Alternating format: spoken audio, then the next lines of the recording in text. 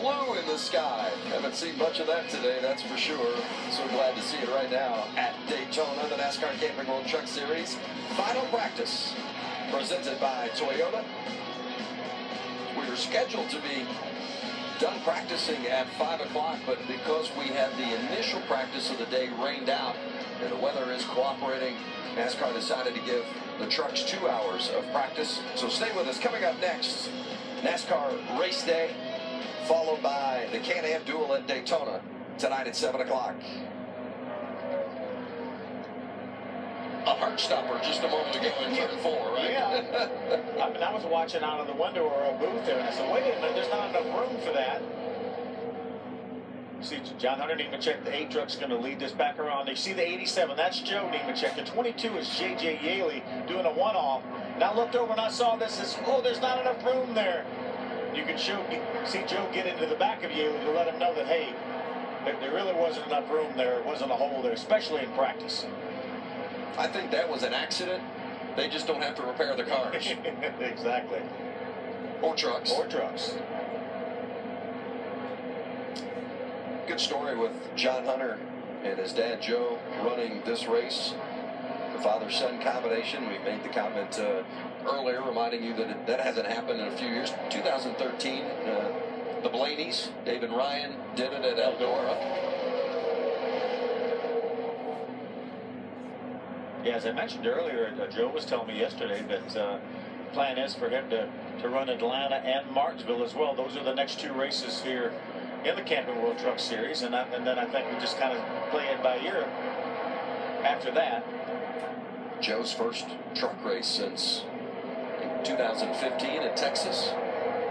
Yeah, he ran a handful of races that year because John Hunter had yet to turn 18. John Hunter ran everything that he was eligible to run, which is everything less than a mile and a half. And when he turned 18, then he jumped in the truck full time. But Joe had some pretty darn good runs in that truck here, waiting for John Hunter to turn 18. And Joe's won a couple of times here at Daytona in the Xfinity Series. Knows his way around here, that's for sure. I think he has a 2nd place finish in the Truck Series is his best. Hasn't got to victory lane yet in the trucks. Certainly still time. On board with the 4 of Christopher Bell. Finished 3rd in the championship last year as a rookie. But really finished the season consistently strong. Only outside of the top 10 twice in the last 16 races last season. Yeah, an amazing season, really. Didn't get to victory lane as many times as he wanted to. Certainly had some opportunities to get to victory lane, but a solid season. And you have to remember that was his first full season. Ran a handful of races the year before, so an outstanding job by everybody at that KBM team. And obviously we're going to look for him to be one of our championship contenders this year. Back downstairs to Hermie. Timothy Peters done for this practice. Another driver working with the new crew chief, Chad Kendrick. Everything go as planned in your practice session? For sure, just I'd like to thank everybody back at Red Horse Racing, everyone in the shop. Old Betsy right here is pretty sporty. It's like we never left, So thank you to those guys, men and women. The guys here that work their butts off. Chad Kendrick is like, he never left, or we were never split up, I should say. So triad horsepower was good. We went to the front, we went to the back. We felt like that it's just as good to make our way back up to the front. So hopefully tomorrow night we can do it again when it counts.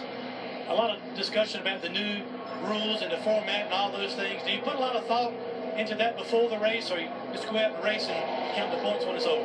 Well, definitely it's going to make strategy even higher than what it was last year with the caution clock. Bonus points are going to be critical for sure, but we'll see what our cards are tomorrow night. But we're going to get this thing nut and bolted, Herman, then we'll go to the beach, and us and the guys, or me and the guys are going to go have a nice dinner. There you go. These guys done for the day. Very confident is Timothy Peters. Timothy Peters didn't get a win last season, but he knows his way around every track as the veteran continues to get it done throughout the course of his career. His last win came at Phoenix in 2015, but he also won that year at Talladega. Yeah, so good on the super speedways. We talk about in the big wreck, he just avoids, they're right behind him, but he has won both here and at Talladega. So Timothy Peters is one of the best we have on these types of racetracks, as well as the fact he can win anywhere. He was a short tracker that grew up in Virginia, North Carolina racing, and gets it done on the super speedways. As he won here in 2010, he's been runner-up a couple of times here as well. You see him visiting with his new crew chief, Chad Kendrick. It's hard to say new crew chief Chad Kendrick because they've been together. Yep. This is about the 4th go-around for them. And always remained friends, and they just separated for various reasons and back together, and both are pretty excited to be back together. Got their first win together right back in 2009 at Martinsville. Yep. Practice continues from Daytona when we return.